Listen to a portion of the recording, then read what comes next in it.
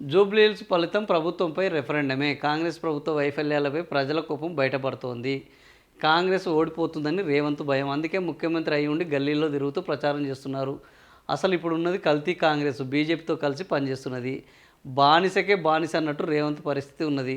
కిషన్ రెడ్డి, బండి సంజయ్ కలిసి బీజేపీ అభ్యర్థిని ఖరారు చేస్తారా? కవిత అప్పుడు మా పార్టీలో ఉండేది, ఇప్పుడు కాదు. టీడీపీ సానుభూతి పరుల ఓట్లు బీఆర్ఎస్కే వస్తాయి. బీఆర్ఎస్ మరింత ఎక్కువ మెజార్టీతో గెలుస్తుంది. ఏబిఎన్ ఆంధ్రజ్యోతి ఇంటర్వ్యూలో కేటీఆర్. సో ఎవరు కేటీఆర్ ఇప్పుడు వరుసగా అన్ని మీడియా ఛానళ్ళకు ఇంటర్వ్యూలు ఇచ్చుకుంటూ పోతున్నారు. అందులో భాగంగా ఏబిఎన్ ఆంధ్రజ్యోతికి కూడా ఇవ్వడం జరిగింది.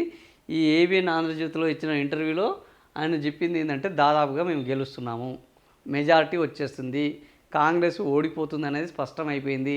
మేము ఎక్కడికి వెళ్ళినా ప్రజలు మాకు బ్రహ్మరథం పడుతున్నారు. అనవసరంగా మేము ఈ ప్రభుత్వాన్ని పోగొట్టుకుంటున్నామన్న బాధలో ఉన్నారు.